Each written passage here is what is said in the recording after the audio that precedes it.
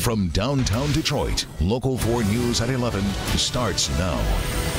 A week of winter weather on the way. Tonight, the first of several snowfalls over the next 6 days, and it's moving across Metro Detroit.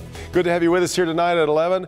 When it's all said and done over this stretch of days, parts of our viewing area could see about a foot of snow altogether. Ben Bailey has been tracking this all day. The snow already out there falling, Ben. It is just one of several rounds that we're going to be looking at, and there really isn't a whole lot of difference between north and south here. It's just a swath of light, widespread snow. It's going to continue for the next several hours. The good news is it'll be wrapped up before the morning commute gets going. The bad news is it's probably going to be around depending on how fast crews can take care of those roads in the morning. Now, visibilities have not gone below a mile, so some of the snow is light enough that it may not be sticking all that fast as it falls, but we will see this intensity pick up a little bit as we get through the overnight hours. And when all is said and done, we're looking at about 1 to 2 inches of snow, so nothing to sneeze at, but it is going to be a very dry, powdery snow that we're expecting overnight. Not the last of it, but at least we get through tomorrow dry during the daylight hours and we get sunshine to go with it. 13 to start, 20 by lunchtime, slightly warmer in the afternoon, but we have multiple rounds of snow to discuss. And even though the snow will be done for the morning commute, still could be a headache on the roads. Tune in tomorrow starting at 4:30. Brandon and Kim will have all the latest with weather and traffic beginning at 4:30 a.m. Guys? Okay, Ben, thank you. Now to breaking news from Detroit's east side, where sources say a mother was beyond drunk when she crashed her truck with her 5-year-old daughter in the back seat. Mara McDonald is live at Detroit Receiving Hospital. And Mara, first thing, do we know how that little girl is doing tonight? Kimberly, she's okay. She's shaken up, but okay. Her mother, on the other hand, is here at Detroit Receiving Hospital. It was a bad wreck. Take a look. To understand how fast this woman was going, I want you to look at this. See that tire? That belonged on this red pickup truck, which witnesses say was speeding down Chalmers and crashed into this car with enough force that the tire flew off the truck. After she hit my niece's car, she tried to straight away, but the tire went off, so she was unable to move, so I kept calling the police Detroit police got here fast. Neighbors say the woman behind the wheel of the pickup could not walk or stand. Police sources tell us she was 2 times over the legal limit for alcohol. Her 5-year-old daughter was unhurt, but freezing. Neighbors ran to help. Me and my niece took the child blanket because the mother hit the window down and wouldn't raise it up because she was unable from having alcohol in her system. Back here live, the 2 good things out of this whole mess: 1, that little girl is going to be okay, and number 2, this woman managed to hit a parked car, and there was nobody in that parked car, which is a good thing. We're live at Detroit Receiving Hospital tonight. I'm Mara McDonald, Local 4. Sure is. All right, Mara. Also breaking tonight, a landlord shot and killed when he shows up to collect from a tenant. Tim Pamplin has the night cam on the east side. We're in the 16,000 block of Fleming near 75 and 7 Mile. I'm being told the landlord came to this property, his property, to get the rent check when he ended up getting shot by his tenant. Now, this is the home in question. This one here, the tenant, I'm being told, opened the front door to the landlord, the 31-year-old landlord. They go into an argument. According to a neighbor, they heard the loud screams and loud voices. Then they heard one shotgun blast going off. They then saw the 31-year-old landlord's lifeless body covered in blood, laying in the middle of the street here. Detroit police have now set up a manhunt in this area. They believe that tenant is still in the neighborhood. That is the scene right now along Fleming with the night camp. Tim Pamplin, Local 4. All right, Tim, more breaking news now from Colorado Springs, Colorado, where a sheriff's deputy is dead after being shot in the line of duty. 34-year-old Micah Flick was investigating a stolen car when the suspect opened fire. 2 other deputies were injured, but their conditions are unknown. This is the 3rd officer gunned down in Colorado in the past 5 weeks.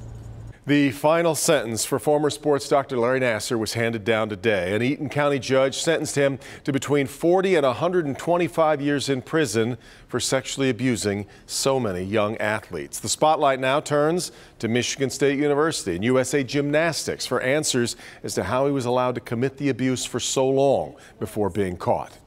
Meanwhile, Michigan State University has hired Bill Beekman as the school's new interim athletics director. Interim President John Engler made the appointment today. Beekman will keep his role as MSU's vice president and secretary of the board when the search continues for a new AD. Engler says no internal candidates will be considered for the job. There's concern tonight in Pontiac, where homeowners there are worried about what a developer wants to build in the heart of their neighborhood. Jermont Terry explains it all centers on plans to turn a vacant school into a seniors building, but that's just the beginning. Jermont? Yes, Devin, we're talking seniors, low-income housing, and the possibility, if rezoned, a tower popping up here. Now, over my shoulder, you can see that this old school, it's boarded up, and many of the people I talked to told me that they'd rather it stay like this than potentially see the plans that are slated. For nearly 15 years now, plywood and padlocks have draped the old Washington Middle School. The building sits in the Ottawa and Seminole Hills neighborhoods in Pontiac. But ever since the new developer announced what it wants to do with this land, let's just say homeowners are not happy. Don't nobody want that. At issue, a plan to turn the middle school to low-income senior housing. I don't care what they build, it's still going to attract negative attention if it's low income. Many express the fear of crime going up and something else dropping. Like our house, it goes down. You know, I'm all for providing low-income housing, fair housing for everybody. Longtime resident Carson Taylor is more bothered by the fact if this is rezoned by the city, the developer could build a 14-story tower. That's a lot of people coming and going in traffic on these little tiny streets here. Those on the Planning and Zoning Board tell me a tower is premature, but as it pertains to more senior living, it's actually a need that we need to fill. Commissioner Mona Parlov adds the city's hands are tied in regards to income, stressing they can't discriminate. And that falls under fair housing as well. Many would prefer the old school stay just that. Stop it. Leave it as it is. But the new owners see differently. So if the lights get turned back on and we can get something really compelling there, I think that the neighbors would all appreciate it. Now, the developer is slated to present its plan for this property to the Planning and Zoning on Wednesday night. Now, I'm told that many of the neighbors plan to pack that meeting and speak out. Reporting live in Pontiac tonight, Jermont Terry, Local 4. All right, Jermont. Michigan State Police warning drivers on eastbound 696 between Van Dyke and Hoover to take extra precautions due to several large potholes. They are large enough to cause significant damage, but also may contain loose debris. So MDOT working on the problem, but they say it could take some time because the materials used are dependent on dry weather. 3 men are in custody after police say they stole a trailer filled with food. Police received a call after the owner of the truck tracked down the thief using the GPS on his trailer. The owner followed the truck to the K&G liquor store on Detroit's east side. Police arrived on the scene and arrested the driver, owner of the store, and an employee.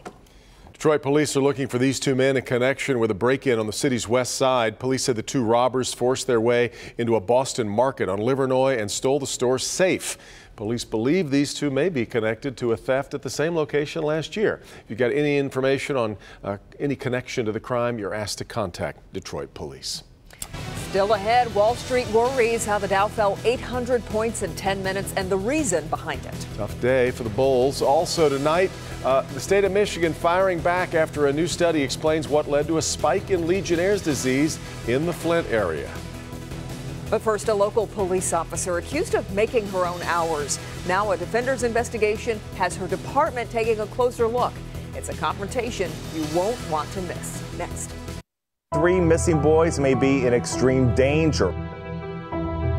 Frantic search in the town of Morenci. The FBI now getting involved. I truly believe he's done something with them boys. And I wonder, are they scared? Are they crying for me? Turned up across the state line in an Ohio hospital after attempting to hang himself. I don't know what's going on. I don't know where my kids are. Shattered Black Friday. Subscribe today on ShatteredPodcast.com or wherever you get your podcast. A hidden camera investigation. Do you think it's fair that you take off so much and the rest of the officers have to work full days? I don't do that. The defenders confront a police officer accused of making her own hours. The defenders' investigation into the employee's whereabouts during the workday has led now to an internal investigation. The police chief and the city manager in Riverview say they're deeply concerned about what the defenders caught on camera. Kevin Dietz shows us what he found in his 3-month investigation. Welcome to Riverview, population 12,000, a town where neighbors know each other by name and police know every corner of the 4.5 square miles. There are 22 sworn police officers. Susanna Laramie used to be one of them until an injury took her off the road. Now, Officer Laramie is on a patrolman's contract with the title of Police Support Services. While everyone else parks in the restricted police parking lot, Laramie parks way over in the recreation department. City workers tell us it's so she can sneak in and out of the building while on the clock. I want to talk to you about your work day. We've had complaints about you only working half days, running errands, hanging out at home. No. That is totally, that's totally wrong. I don't know what is going on here. She makes $67,000 a year to work 40 hours a week. People inside the building say just follow her, and you will see that taxpayers are not getting their money's worth. On 8 separate days over 3 months, we did what City Hall insiders asked us to do: follow her. We've had reports that you are out running errands, spending time at home. I'm going to lunch. I'm allowed lunch. It's Tuesday in November, and Officer Laramie arrives at work a half an hour late. She puts in an hour and 45 minutes, and then is back out the door. Not to a crime scene, not on patrol, but to her personal truck to head home. We watch and wait and wait and wait. 3 hours and 10 minutes later, she finally gets back in her truck and goes back to work. Those paying her salary don't like the looks of it. But if they're getting paid to protect the community with taxpayers' dollars, then I think that that's what they should be doing, not sitting at home. Her total time at the station, 3.5 hours. That's absolutely not right. If you or I did something like that, we wouldn't be having a job. Do you think it's fair that you take off so much and the rest of the officers have to work full days? I don't do that. I don't know what you're talking about. Different day, same story. It's Wednesday, and Officer Laramie is coming and going with a whopping 3-hour break in the middle of the day. Total time at the office, 4 hours. On a Tuesday in December, we find Officer Laramie at home. It's 10:30 in the morning. She goes to work for 90 minutes and leaves. Where to? Home, where she hangs out for 3.5 hours. Total time at work that day, 3.5 hours. On 3 other days in December, we see a similar routine. Laramie coming and going, sometimes carrying bags and boxes, sometimes running to the bank or convenience store. Some of this may be police business, but insiders say she isn't pulling her weight. And you're never here more than a half a day. That's not true. I go to Northville for the detectives. I do all kinds of things. The chief of police is concerned. If you're out of bounds and if you're not there for any legitimate reason, then there's answers for that in forms of discipline. The city manager says while they received no written complaints about Laramie, they want taxpayers to know they take this very seriously. We are going to be on top of this, and we'll be talking to our employees and reminding them that that's not what we expect from them. And taxpayers can expect to see us actually doing our jobs. Immediately, Laramie must park in the police lot and can only use a city car when out on police business. Her personal car is now strictly for lunch breaks. We'll keep you posted on what happens with Officer Laramie. In the meantime, if you have a situation you want the Defenders to check out, call our Defender tip line at 313-222-0691. Kevin Dietz, Defenders. All right, Kevin, here's a look at what I'm working on for tomorrow night. Merrill Davis and Charlie White skated into history as the first American ice dancers to win Olympic gold, and life hasn't stopped for Merrill since. There have been a lot of exciting things that have happened. A new role in Detroit. I didn't know how much it would affect me. So how's it going to feel watching from home this time? Hear about her fiance and the other new love in her life. It sounds ridiculous, but I feel like it's made me a better person. And we've put her to work for us. Getting to find new challenges and explore new territory that are a little bit scary. Catch up with Merrill Davis tomorrow at 11. Yeah, can't wait for you to see that piece tomorrow, see what she's been up to. She's going to be hanging out with us a lot through the Olympics. It's going to be really fun. It's going to be fun. Yeah, she's great. Yeah, and just in case you need further, way of getting really into the Winter Olympic spirit, Ben is taking over. We at NBC are forcing you to stay indoors for the next 14 days. Mother Nature's in cahoots. But yeah, there's going to be plenty of winter weather to go around here, and especially if you like to get out and enjoy it, skiing, snowboarding, ice fishing, you're going to have plenty of opportunity to do that as we get through the next several days. You can see the snow is on top of us. It's the light stuff, though. It's a little bit heavier down here with that stripe across central parts of Indiana and Ohio. Still going to be adding up, and again, we're expecting about 1 to 2 inches when this is finally said and done. And the computer model is showing that it may stop a little bit sooner than we first anticipated. This is one of the latest runs, and you can see that snow should be out of here by about 2 a.m. So it's going to be gone in plenty of time for the morning commute. Just a question of how quickly those crews can really get things going. I want to show you one of the videos we got in on storm pins. This is some of the snow from Auburn Hills earlier. This is near the Silver Dome, so not necessarily a whiteout, but it's definitely coming down out there enough to accumulate. High temperatures today at 19 after starting out at 5. And that was one of the warmer numbers in the area. We had several places that were actually below 0 for air temperatures, not the wind chill, but the air temperatures earlier this morning. And if you've been following along, you may notice something different here. Average high 33. These averages have started to come up now. We've hit our typically coldest part of the year. Most of January is an average high of 32. And now we're starting to move back upward as we head towards spring. Really cool shot of downtown with that snow falling, just enough of a visibility on the edge to sort of gauze things out. But it's 14 out there right now. We've got a wind chill of 6, not much of a breeze, and it's going to stay light tonight, which is good considering that this snow is going to be very dry and powdery. It's not going to take a lot for the winds to whip it around, but with relatively light breezes should not be a problem. So the snow gets out of here before the commute this morning.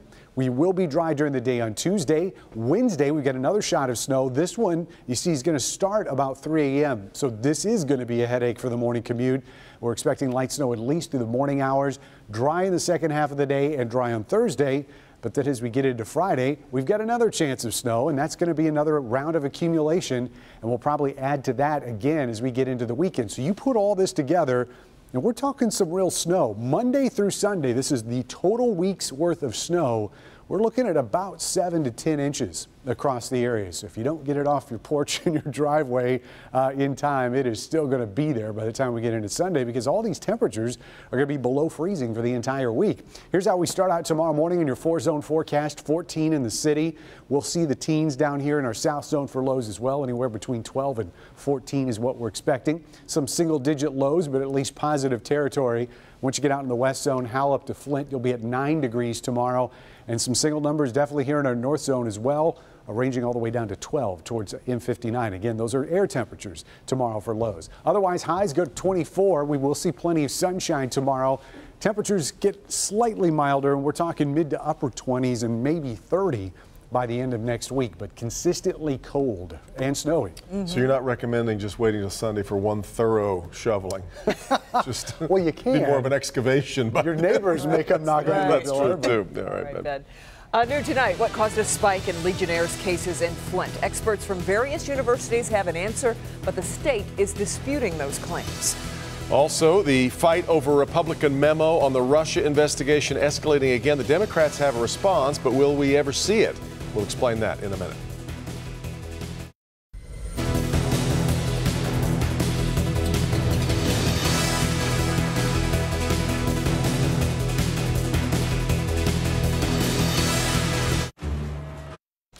The House Intelligence Committee voted to make a classified Democratic memo public. The memo is the Democrats' response to the GOP memo that President Trump declassified last week. That memo accuses the FBI of politically motivated surveillance of a Trump campaign aide. Top Democrats say their memo will help inform the public of inaccuracies in the GOP memo, but the memo now goes to President Trump, and he will get to decide whether it is published. A new study links the number of Legionnaire's disease cases that occurred during the Flint water crisis to the change of the source of the city's drinking water. Researchers estimate that 80% of the cases during the outbreak can be attributed to the change in drinking water from the Detroit River to the Flint River. The Michigan Department of Health and Human Services issued a response to the study, saying the study is incomplete and has numerous flaws. Well, Wall Street took a big hit today. Sure did. Dow closed down more than 1,100 points. That's more than 4.5% of the Dow's total value. It wasn't just the Dow that lost big. The broader market index, the S&P 500, also posted its biggest single-day loss since 2011. Slide comes amid concerns of inflation and rising interest rates. Well, maybe the 14th time is the charm for one couple in Rockford. This couple is already parents to 13 boys, expecting their 14th child this April. While the family is hoping to finally have a little girl, the expectant parents feel it may not be in the cards. Wonder what gave them that idea. The parents say not much will change when their bundle of joy arrives. He or she will simply add to the chaos.